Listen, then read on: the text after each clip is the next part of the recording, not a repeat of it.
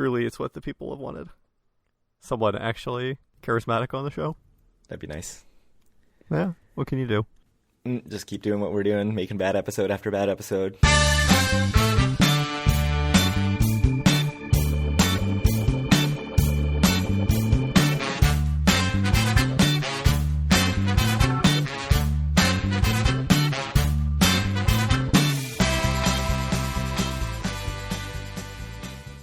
Howdy, it's Tuesday, March 11th, 2025, and this is episode 249 of Due for a Win, the Atlantic City podcast. I'm Kyle Askin, joined as always by Craig Stone. What's good, Craig? Our new server, it's lightning fast.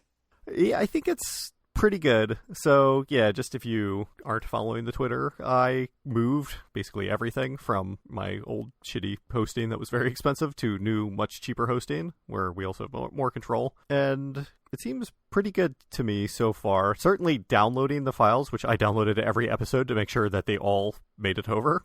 I don't know if you knew that or not. I did. I was getting frequent updates from you about it. No, that was in the process of moving that you were getting the updates. But after it was done, I went on my phone and I downloaded all. Oh, wow. Okay. Yeah. All 248 episodes. Uh-huh.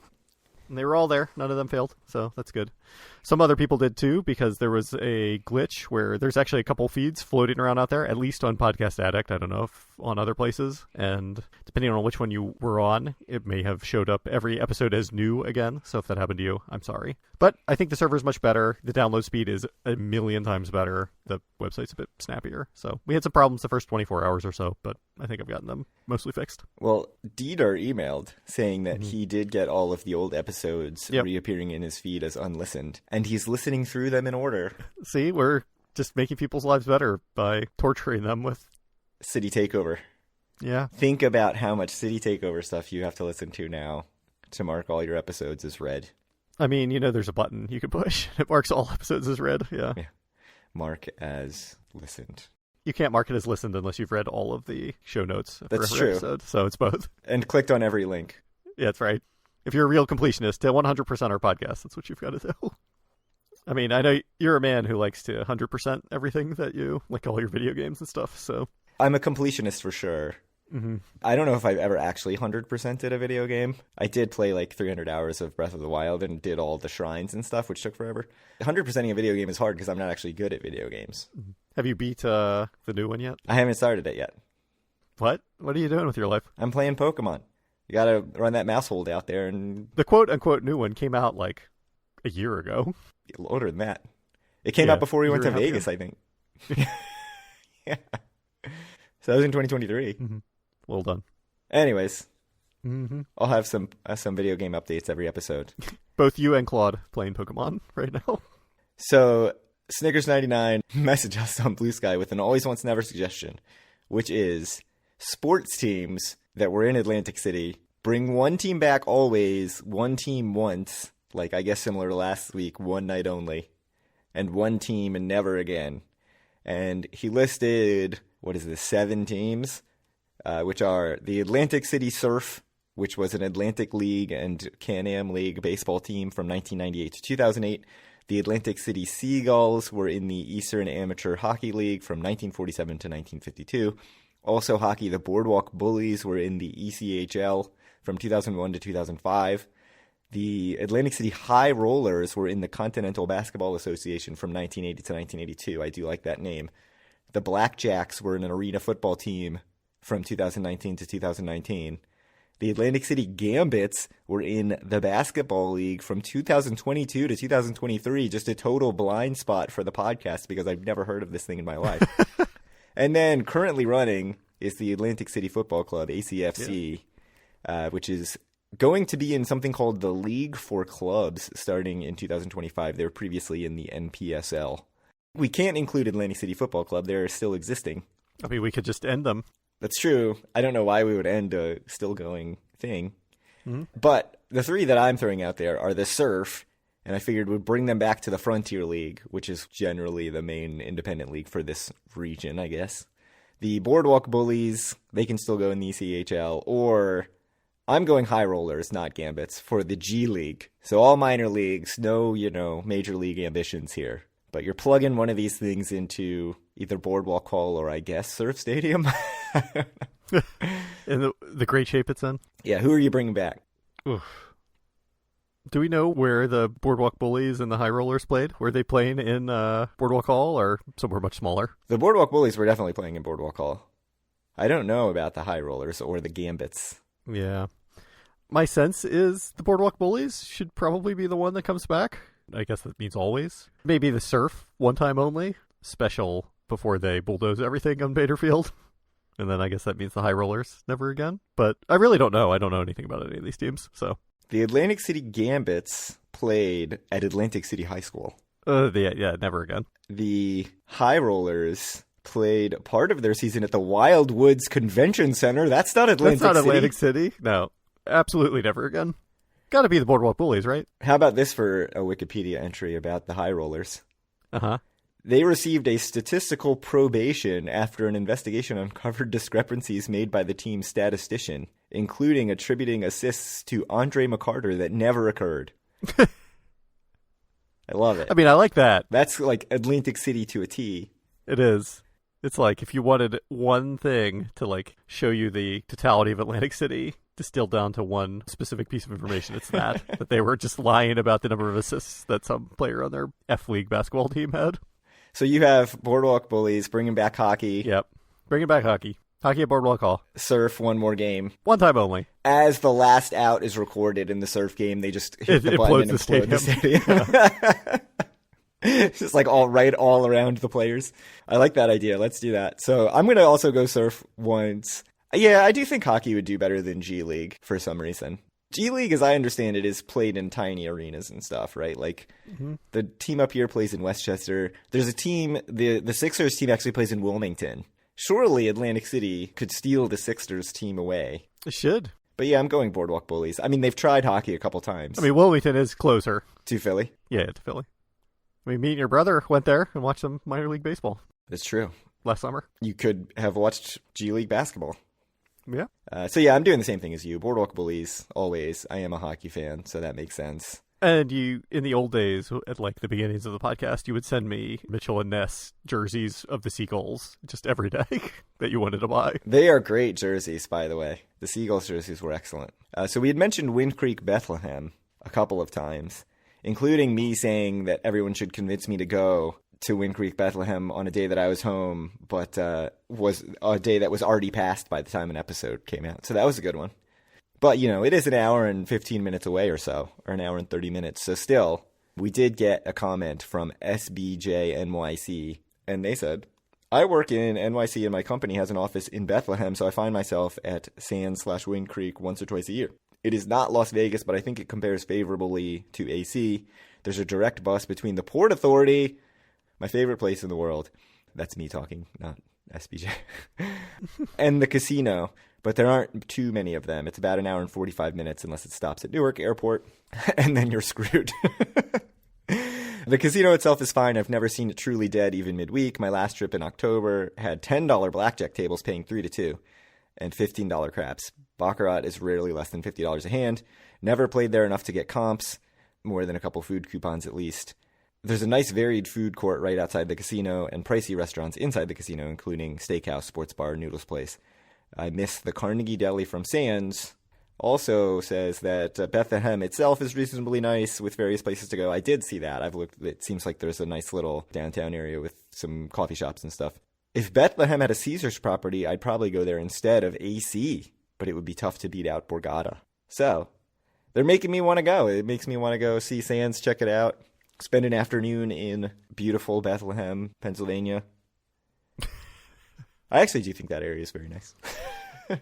Like that part of Pennsylvania. Drive out, you know, Allentown, Easton, Bethlehem. I don't know if Easton's actually all that close to all that stuff, but I should do it. We've been saying that for how many years? A lot. Some would say too many. And yet, it will never happen. Yeah, that's a good point. Who's going to go first to Bethlehem? Me or you? It's like 5 hours for me, probably. That might not be true, but I'm skeptical. I don't know. It's probably 4. It's pretty far. Yeah. It's farther than AC, I would think. Oh, yes.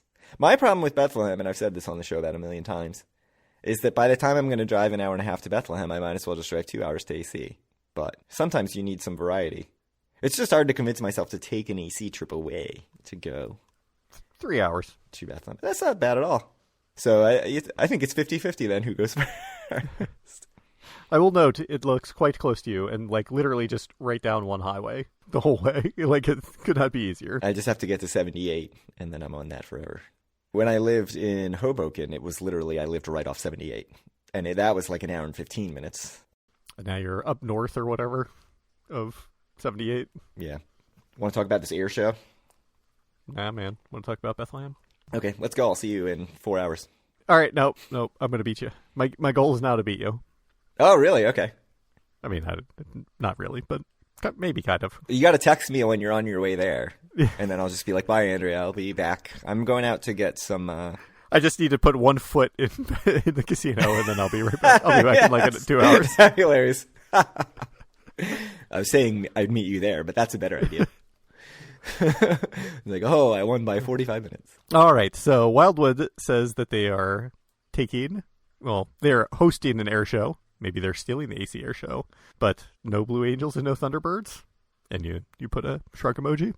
Right. So they're having Thunder Over the Waves September 5th and 6th, 2025, which, when is Labor Day? Oh, Labor Day is the 1st this year? Okay, so it's the weekend after Labor Day. The Shore Local News has an article that has a lot of details on the planning with quotes from Michael Chait, president of the Greater Atlantic City Chamber, notably that he tried to go ahead with the 2024 show using a civilian team affiliated with SpaceX, and that he's still looking for dates on 2026, but he says that it's just hard to find a good time to do it because they don't want to do it over the summer or on Labor Day or Memorial Day because the city's already full then, so it doesn't do anything. So he's looking for weekends that aren't Memorial Day or Labor Day and in May or September or maybe in June. So it doesn't sound super inspiring. I mean, it was interesting to see the quotes from this president of the Greater Atlantic City Chamber sort of saying a lot of the stuff that you've said before about Thunderbirds only doing Saturdays, or only doing weekend shows, Thunderbirds and Blue Angels. So they talked about moving it to a weekend. They need to request the teams like 2 years in advance. So when it moved to weekends only, they pretty much knew for the next 2 years, at that time 24 and 25, that they weren't going to be able to get either of those teams for the either 24 or 25. The civilian team ended up being grounded because they were doing either a training or an air show where 2 of the planes touch wings, and then they were like, we're going to do some more training.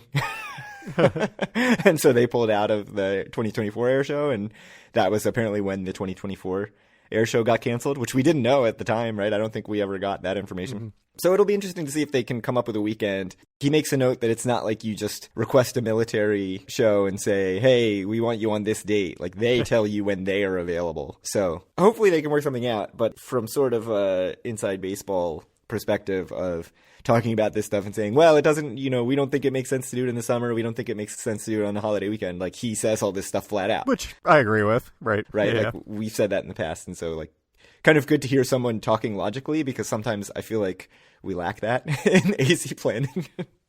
Like us specifically, or? No, like this guy, like, who was actually making... Oh, you're saying we don't talk logically? Yeah, I don't know. Yeah, we have our moments. Do what you can. Yeah. I would obviously love it to come back in 26 and beyond, but I don't know, like, this Wildwood show, if this becomes very successful... AC Shore show, South Jersey show of... I mean, it's a weekend that Atlantic City could use, but, Wildwood's going to try to make a go of it without any of the Blue Angels or Thunderbirds. So if it's successful, it kind of tells you that maybe Atlantic City could just do a weekday show. I don't know. I mean, I know the Ocean City Air Show doesn't have any of those huge teams, but I also don't think it's as well attended, so... I think it'd be good to have those teams. They just need to do it after Labor Day or something, and it would be fine. Agreed. This doesn't seem that hard. Figured out. We'll find out when we hear that the 2026 show is canceled. It can't be canceled. It was never on in the first place. That's but true. Yes. That's a good point. So Pat G has questions. Oh, yeah. Which he had for last episode. I could have used them, and I just forgot about them, because that's how on top of the mailbox I am. Good. But he's here to save the podcast. All right. And give us some content, which we really desperately needed. Finally. It was iffy if we were going to make it to 250, but because of Pat G, I think we'll get there. We've got the momentum now to get through 250. Yeah, because 247 and 248, the momentum was stalling out pretty hard. We'll see when this gets posted, so. Yeah. 3 weeks. April 1st. All right, so Pat G's first question. Thoughts on the AC Hilton reporting by Jeff from New York and others? Perhaps a wager between you and Kyle's in order. Having spent some time riding the AC boards in 2024, including into Ventnor, I can see these condos potentially being appealing since they're close to more desirable beach property. Yeah, I think in terms of condos, it does make more sense. Like, would I want to buy a nice condo in the Showboat or in the Hilton? Assuming they're both fixed up appropriately, which we'll see with the Hilton and the Showboat has certainly not been.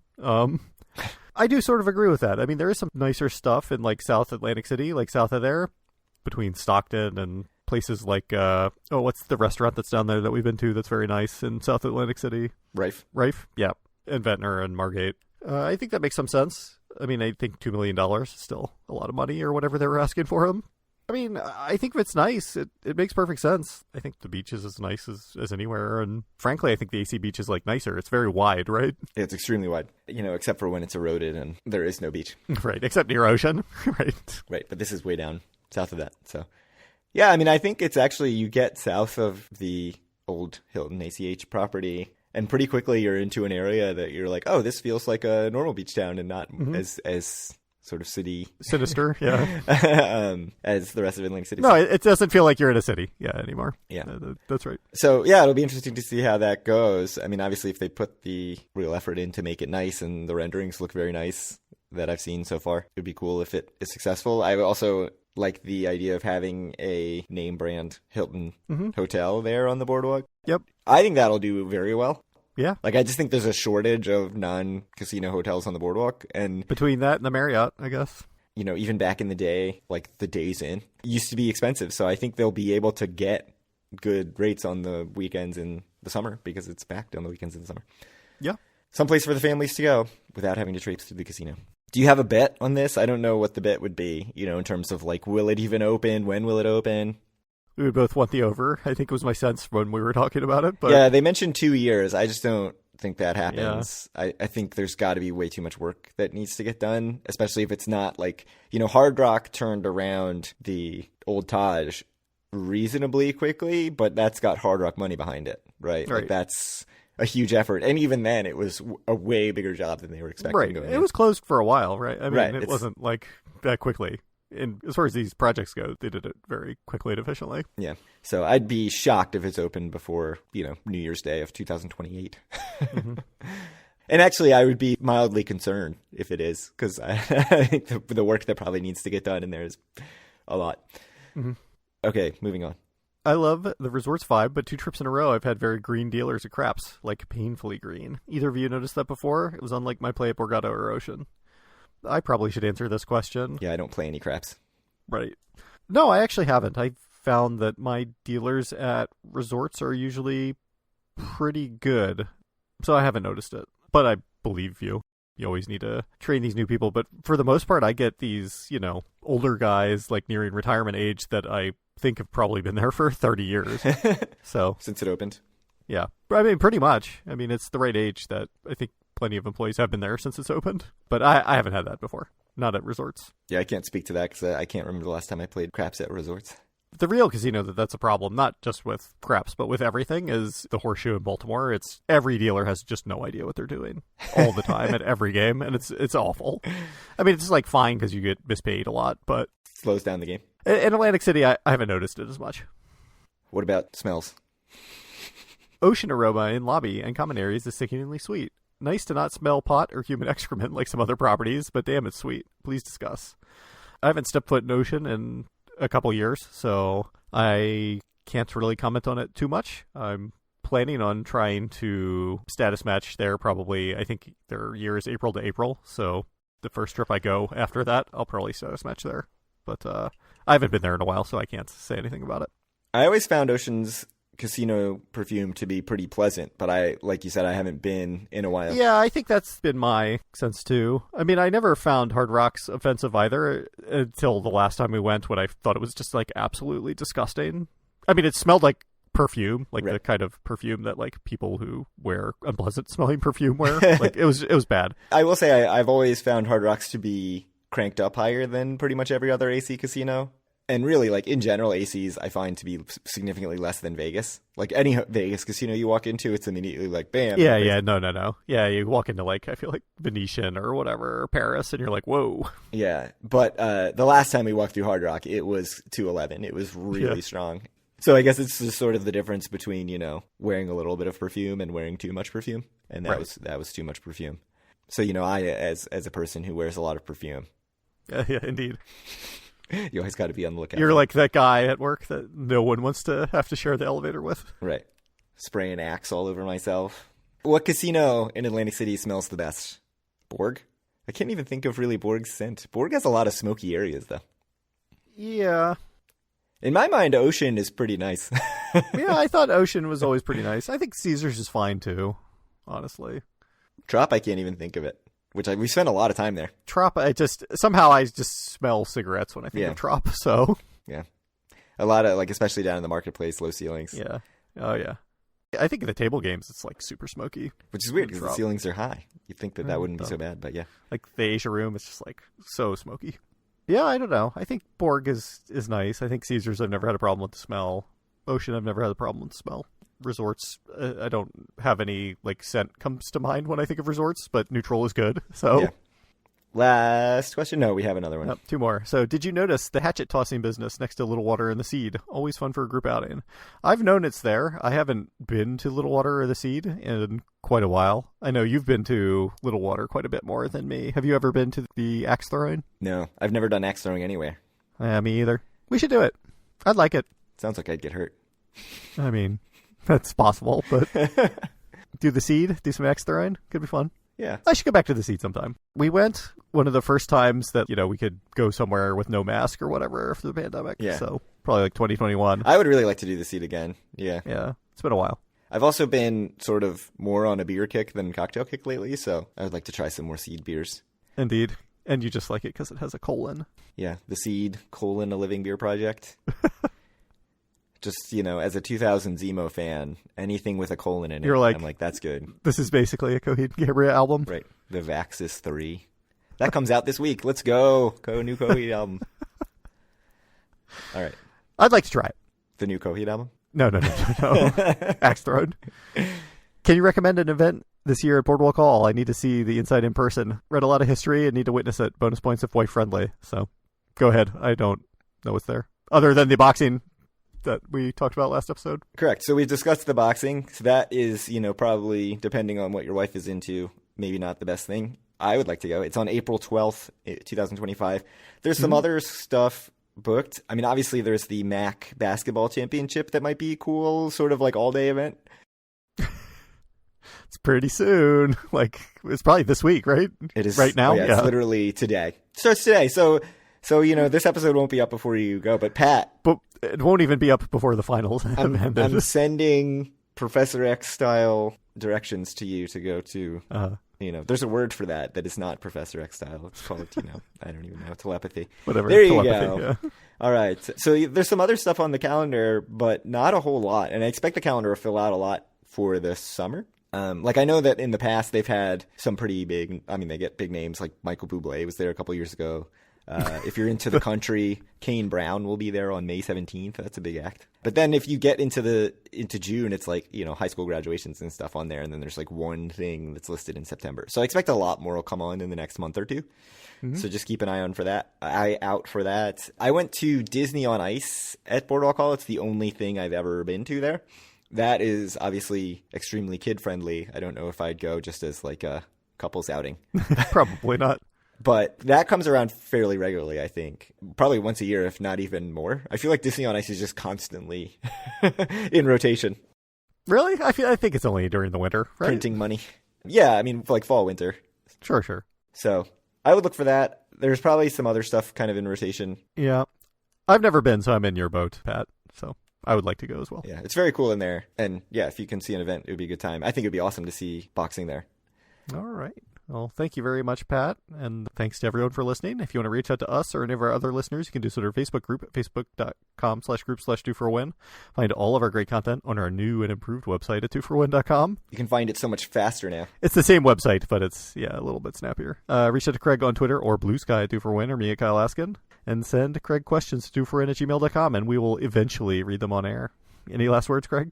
No, I don't think so. I guess we should figure out if we're going to AC in 2 weeks or not.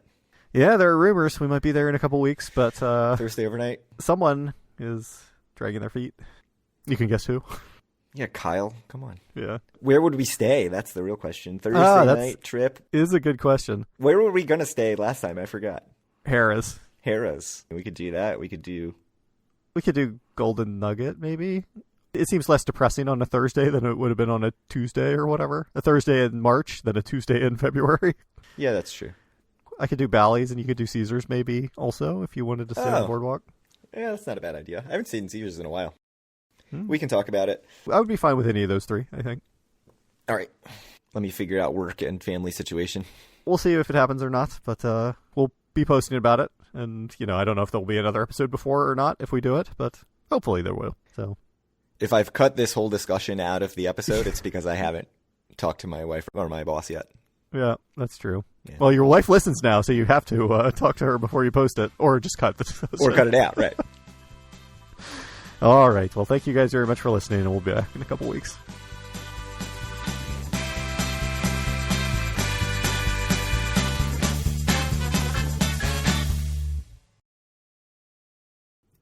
What? There was an Atlantic City Seagulls basketball team. They played 9 seasons in the USBL.